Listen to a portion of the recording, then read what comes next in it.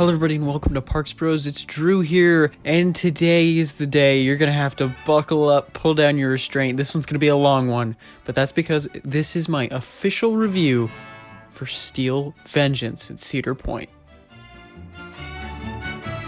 Now, Steel Vengeance, if you did not know, is an RMC hybrid coaster that was built in 2018 and was the tallest, fastest, and longest coaster of its type at the time. This coaster also holds the record for most airtime on a coaster, and that's in seconds, and it adds up to being about a half a minute plus of airtime, and that means just weightlessness or the feeling of being pushed out of your seat. Now, that alone has made the ride quite known about in at least the coaster riding community, as well as even in a lot of just public standing. When Mean Streak, the wooden coaster predecessor, was announced to be closing, many people jumped onto the hype train that Rocky Mountain Construction was coming in to do their magic with this wooden coaster, as they have done in the past with so many others. And if you're relative to the Southern California scene, if you know Twisted Colossus,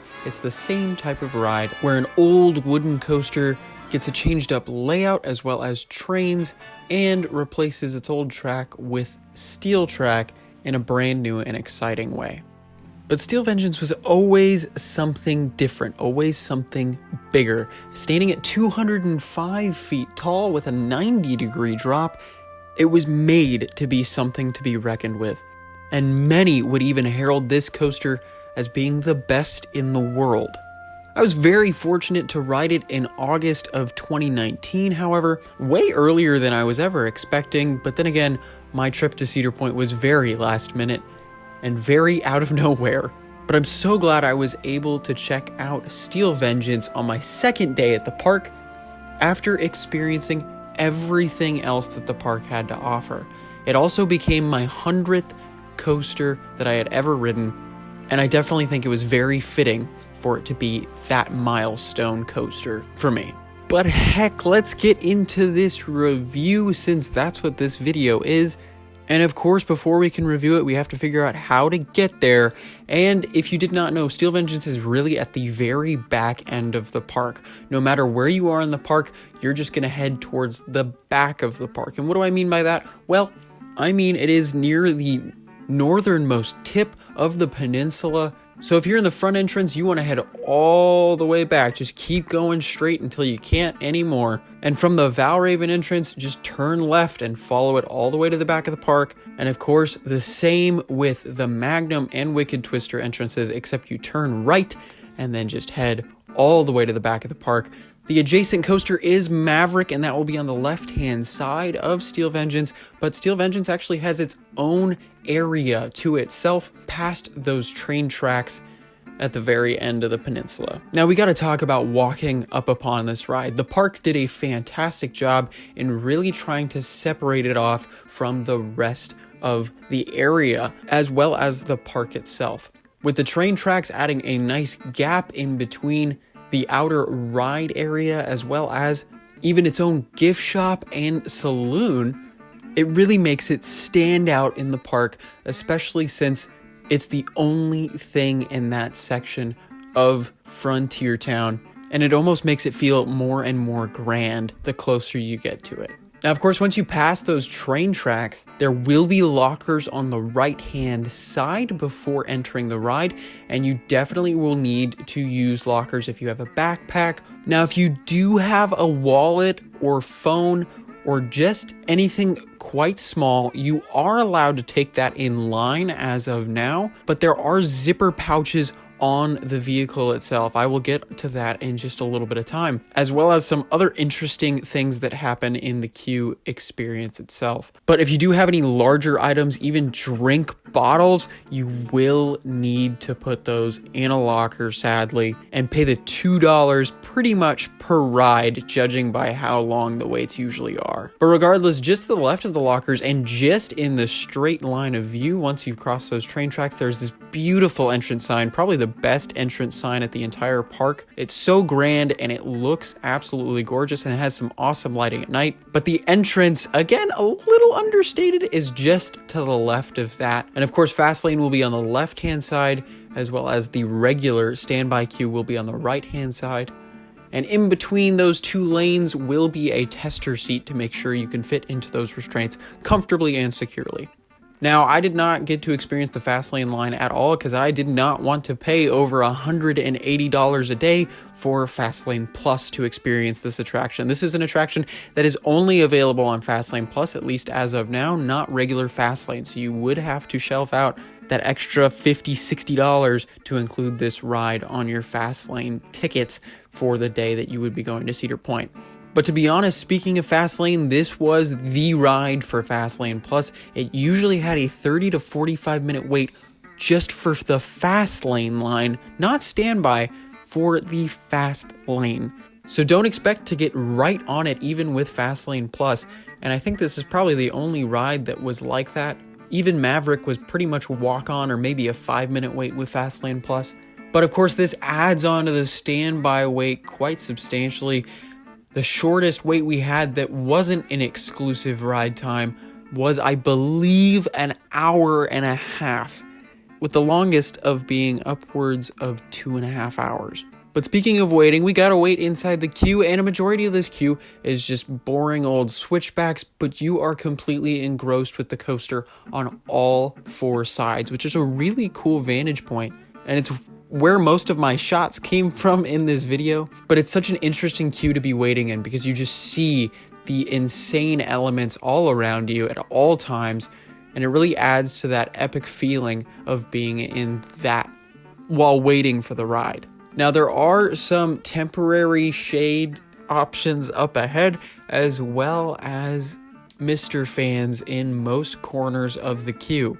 So if it is a hot day, you'll most likely be feeling at least a little cooler with the temporary shade as well as the fans, which honestly is a very nice change to most of the rides at the park, because a lot of their queues don't have enough shade or just don't have Mr. Fans or anything to help cool you down whatsoever.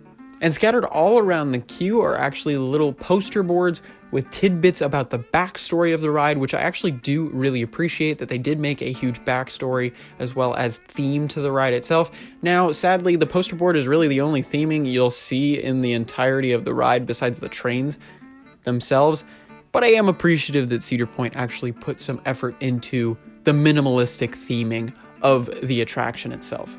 But as you move through all of these switchback queues, you'll eventually find yourself going underneath the first drop. Now that view is insane, especially with it being a straight down drop. You just realize how incredibly immense that element of the ride really could potentially be.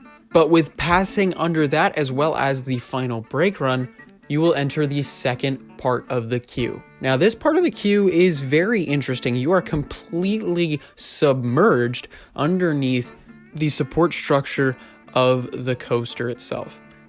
Now this does lead to a little bit of a low ceiling, so it does feel a little cramped, especially with being stuck in this section of the queue for upwards of about 45 minutes some days. But another huge problem that I see is that especially at nighttime, in fact that the roof is so low, and also that there are incredibly bright spotlights just to your right illuminating the structure itself, which looks great, don't get me wrong, but it attracts all of the mayflies in the area. Now, if you didn't know, mayflies are notorious at Cedar Point. They were the only reason I would wear sunglasses at night on a coaster, and I can definitely tell you they don't taste good.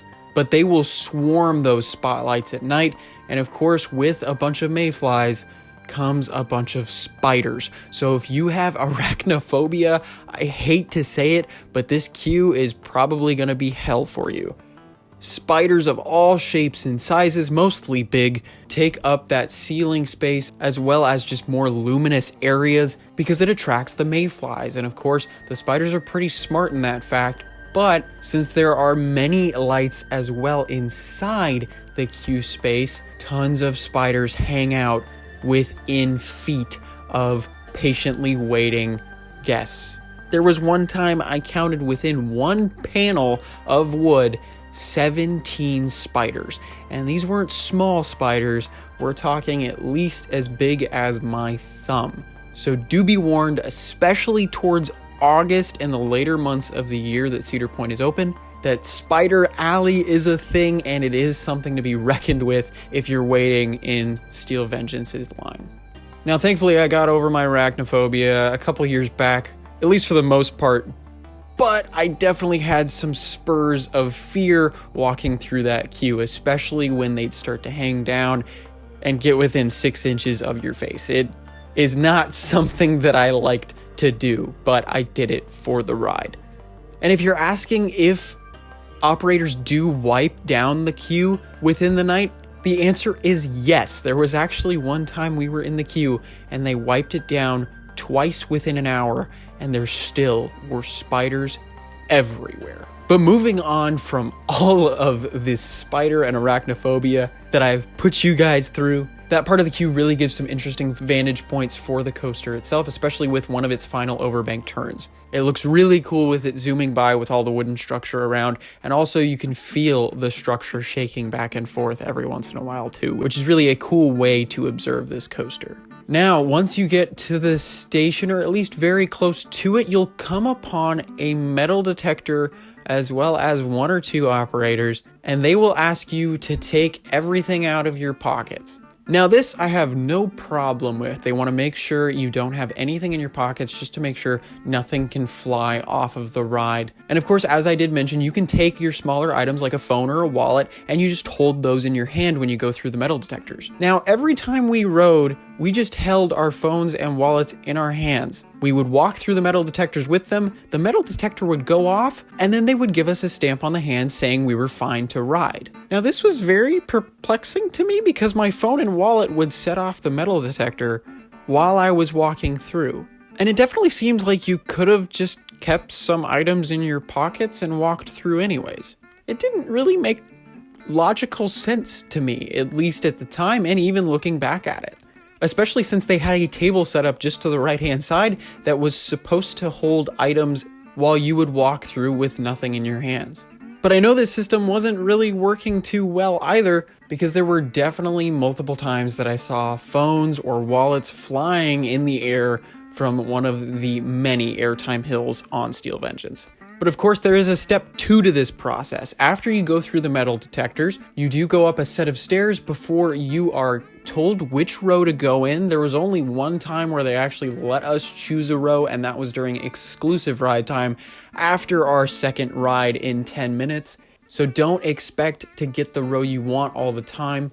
They were usually very stern with their choosing. But once you get seated, there is a pouch on the ride in every seat that is made to hold a phone and a wallet. So you can unzip that, put your belongings in there, and then zip it up. Now this leads to a couple problems because some people don't put their items in the pouch and leave it in their pockets. That's just not gonna work on a ride like Steel Vengeance, just because it is so incredibly powerful with its airtime.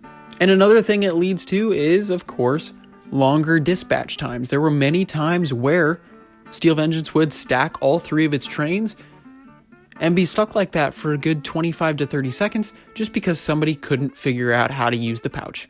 Or even, heck, Zach forgot his wallet in one of the pouches on one of his rides, and we had to wait till that train came around again to make sure it was still there. Thankfully it was, no one took his wallet, but at the same time, he completely forgot about it in the pouch itself. But anyways, moving on from the item policy, which still has a lot of problems, at least from our last visit. It is 2x2 seating, so you will be sat down with no one or one other friend, which I definitely found myself in that spot a couple times. But the first thing you need to do after sitting down is put on your seatbelt, which is just a clip, and then pull down your restraint. Now, if you know Twisted Colossus, Joker, or any other RMC that isn't in Texas, the restraints are very similar. There is a big bulky lap bar as well as some big bulky shin restraints. Now, I've never had a problem with these restraints on any of the coasters I've ridden and had no problem with them on Steel Vengeance. Now, if I was a good 3-4 inches taller, then I could definitely see the shin restraint being painful for parts of the ride. But with Steel Vengeance's restraints, they definitely felt a little more roomy on the top half, but a little more tight on my legs. But besides that, the restraints themselves were very comfortable, at least for me and everyone in my party. And I would definitely say they are some of the most comfortable restraints I have ever experienced personally. But I could definitely see there being some bigger problems, especially if my legs were a little longer or my shoulders or waist were a little wider, especially with how enclosed the seat itself is. But once you've gotten yourself all situated in one of the 12 rows, of which I experienced row 1, row 8, row 10, row 11, and row 12, you should soon hear the all clear and out of here to start your ride on Steel Vengeance. So as soon as you exit the station, you will go through the transfer area of the ride, and if they are only running 2 trains for the day, you will spot an extra train sitting right next to you as you slowly ride by. Now, after coming out of that building, you will have an awesome view of Lake Erie, as well as even Maverick's Airtime Hill on your left-hand side, before taking a 180-degree right turn, which would soon lead into small bunny hills. Now, near the back of the train, you will get a little float from probably the first or second little bunny hills, but it's nothing crazy. It's just a precursor of what's to come. Now, immediately after experiencing those bunny hills, you will start to rise up that 45-degree lift hill, which is honestly one of the loudest lift hills I've ever experienced. The anti-rollback devices are super clanky, and you can actually hear them from the other side of Frontier Town on some days. Besides this lift being incredibly loud though, it is quite slow, but it gives you a great chance to look around the peninsula, especially on the right-hand side, and then of course off to the left, the entirety of Lake Erie, and even Canada on a clear day. But one thing that I like that they did is the fact that they put some lanterns up against the catwalks on the lift hill, and that's just the stairs that lead down to the station.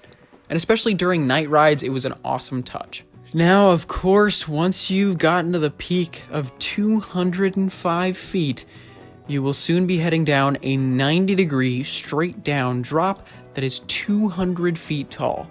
Now, near the back, you can get some pretty great ejector, and in the front, it even gives a little bit of floater. This is definitely an awesome drop, but I will say it's probably one of my least favorite Rocky Mountain construction drops. I do prefer the drops on Twisted Colossus as well as Joker and even the Raptor clones. And of course, Iron Rattler's drop is by far one of my favorites. But that's not a knock at all. Steel Vengeance's first drop is still awesome, especially in those near to back rows. You get some really awesome airtime, and it really does feel like it's straight down.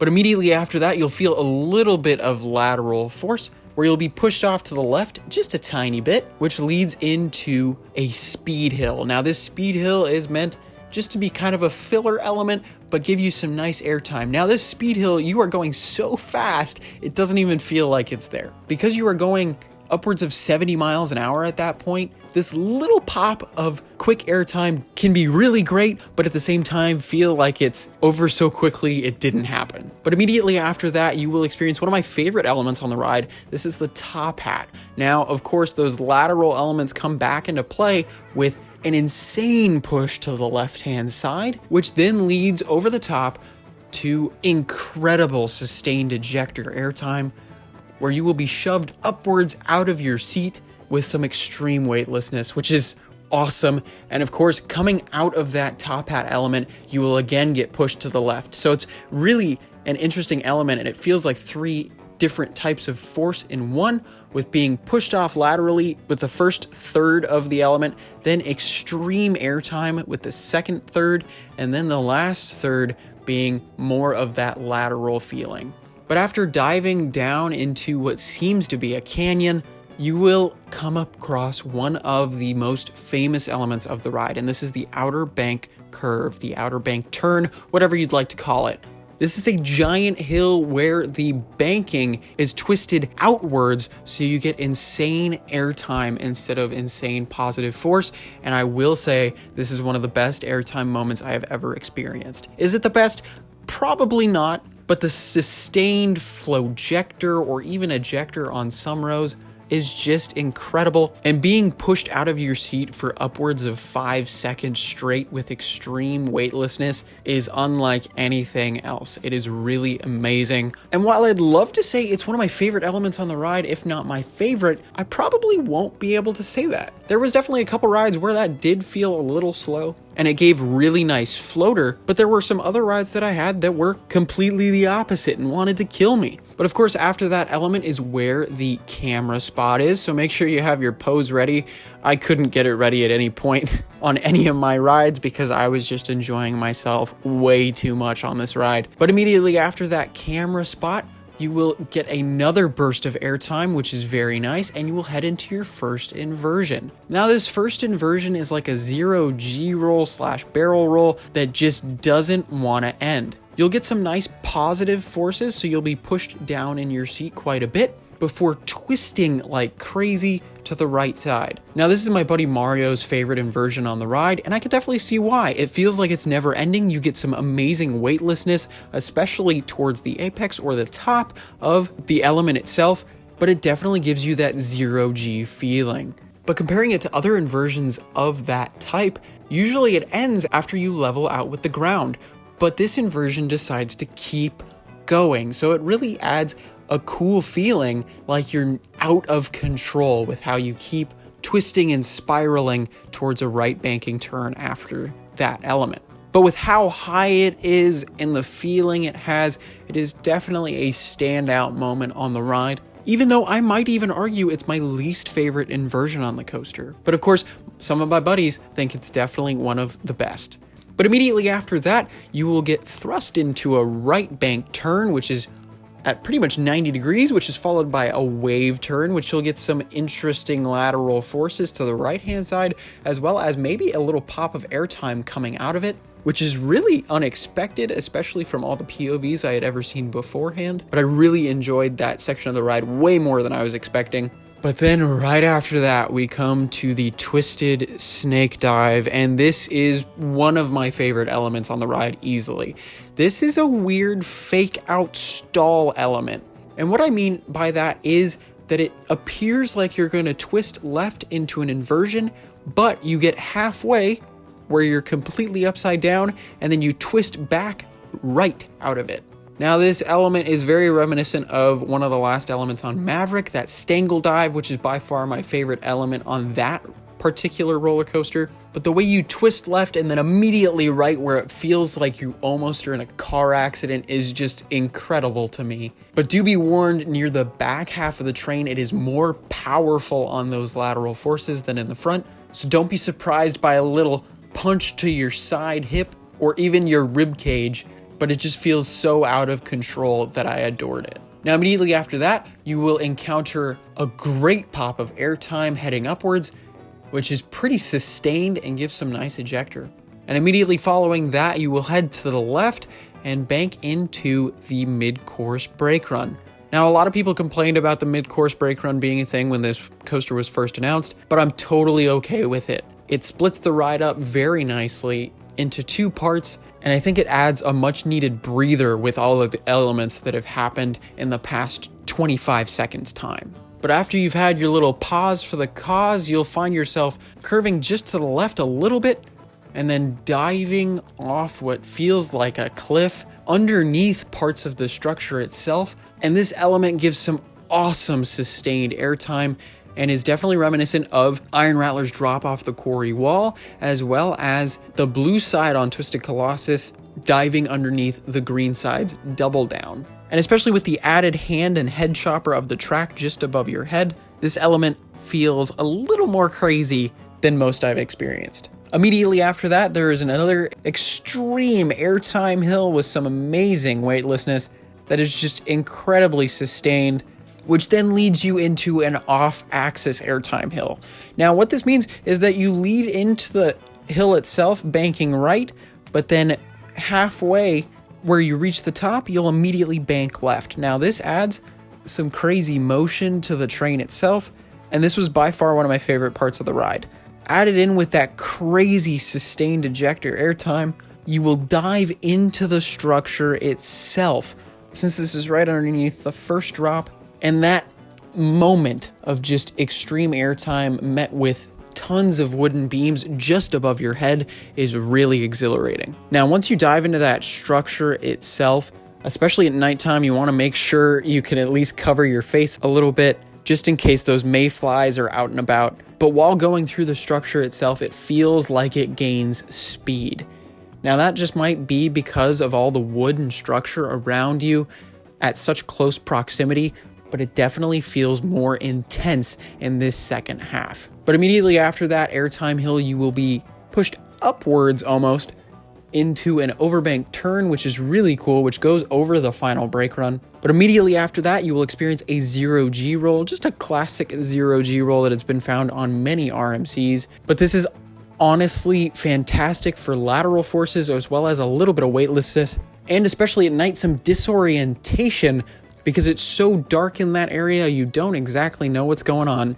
But immediately after that inversion, you will experience 2 more awesome pops of ejector airtime, which are surprisingly out of the structure itself.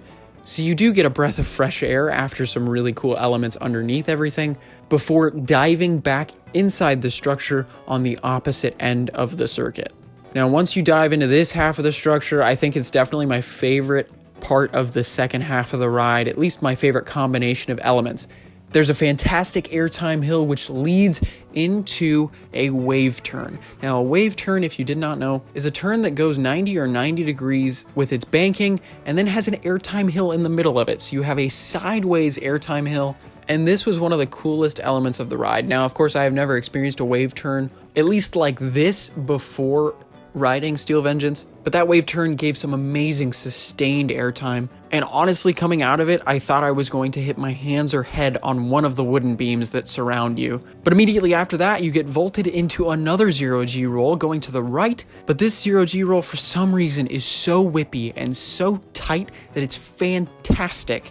I think this might be my favorite inversion of the ride, or the Twisted Snake Dive, but I'm honestly not too sure. But for some reason, this inversion always got to me. Now, it might not be just the inversion itself, it might be the combination of elements, the wave turn into the inversion, and then immediately after that inversion, for some reason, there is this weird bit of track which makes it feel like the train has been hit with a semi-truck on the left-hand side. Now, I don't know why. It looks fine in every POV I've ever seen, looks super smooth, but there is just a weird burst of lateral forces on the left-hand side that, especially during night when it's really dark out and you can't exactly see where you're going, feels like you got hit by a semi-truck. But immediately after that, you will embark on what I would consider the Sinister Six. Now, what I mean by this is that there are 6 little pops of ejector in a row, just in rapid succession, and of course you gotta count them out. One after the other, after the other, after the other, after the other, and after the other, until you hit the brake run. Each one of these airtime hills is fantastic and provides some awesome ejector airtime, just trying to rip you out of the seat. And this, of course, goes right next to the main queue itself, so you can get some amazing views of these elements. Now, I will say the 5th airtime moment is probably the weakest, but it's right before you hit that 6th, and once you hit the 6th, you've hit the final brake run, and you have completed riding Steel Vengeance. Now, of course, after you've ridden the ride, make sure to grab your belongings from that zipper pouch and don't forget them in the station. But man, Steel Vengeance is quite the ride, or even experience. I would classify it as one of those rides that really is an experience. Not because of theming or anything, but because of the actual duration of the ride specifically, as well as just the kind of out of control nature that it puts you in. It is probably the smoothest coaster I've ever ridden as well, and RMC's 2nd gen trains are really ridiculously good at being smooth. I thought Twisted Colossus and Joker were amazingly smooth when I've ridden them, but there really is not a smoother coaster I've ridden than Steel Vengeance, to be completely honest with you. But mentioning the duration of the ride, it feels like it's 3.5 minutes long. I know it's not.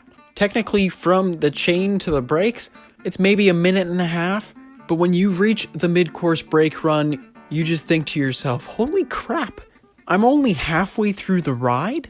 And it definitely feels like it goes on forever. Now, there are only a couple rides I could really say feel like they go on forever, one of those being Twisted Colossus, but that is broken up in two, pretty much, with a quite slow second chain lift.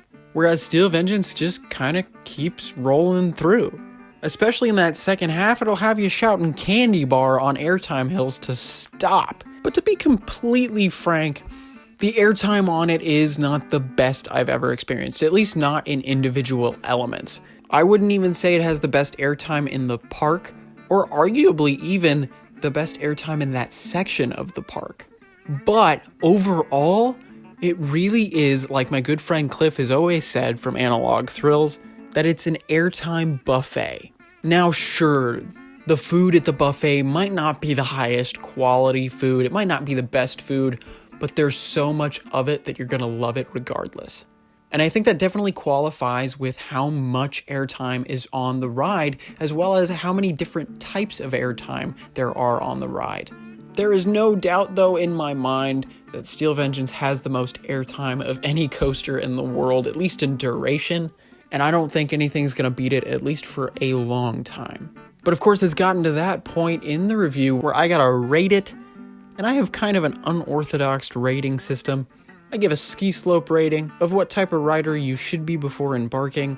I also give star ratings to both intensity as well as enjoyability, and then of course, an overall score out of 10. Now, I would definitely classify Steel Vengeance as a black diamond. You should definitely be an experienced rider before embarking on the tallest RMC in North America, at least until Iron Gwazi opens, but definitely make sure you've ridden your fair share of coasters. Definitely try out things like Blue Streak or even Gemini before even thinking about riding Steel Vengeance. But moving on to the intensity portion, this is a 4 out of 5 star rating. I almost gave it 3 actually, because it really isn't that forceful on the positives, but thinking about it, it really is intense on the negative G's. Now, intensity can really go both ways, and I would definitely say it is more intense than most rides out there, but it's in a different way. It's in a negative feeling way. So if you find weightlessness kind of uncomfortable, I definitely wouldn't say this is the ride for you. But if you love them, well, make sure you ride this as much as possible. But due to the extreme amount of weightlessness, I'm definitely gonna have to get 4 out of 5 stars for intensity. Now, moving on to enjoyability or fun,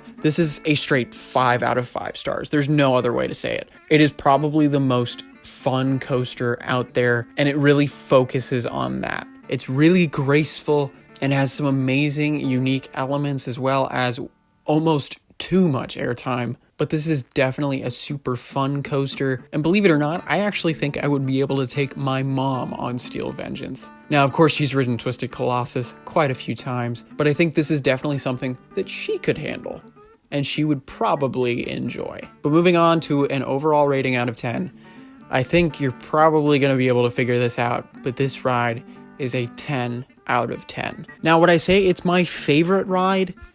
I don't know, to be completely honest with you. There are definitely other rides at the park that I would much rather ride right now than it. But is this the best coaster I've ridden? Well, it's definitely up there. There really is no doubt in my mind that this is one of Alan Schilke's greatest creations, up there with the likes of X2, Twisted Colossus, and many, many more. But out of the 108 coasters that I have ridden currently today, there is no question that this is at least in my top 3. Now, whether it's number 1 or not, you're gonna have to wait and see until I release my top 25 coaster list at the end of the year, as well as very soon after this video comes out, every single coaster at Cedar Point ranked, rated, and reviewed. But Steel Vengeance really is a beast, and I don't know if I'd necessarily say it's worth a full-on trip across the country for, but if you add in every other coaster at Cedar Point, it's definitely worth it, and there's no doubt in my mind about that. But I hope you enjoyed this quite lengthy review of Steel Vengeance, the RMC hybrid coaster at Cedar Point, and I'd love to hear your guys' thoughts about what you think of the ride down in the comments below.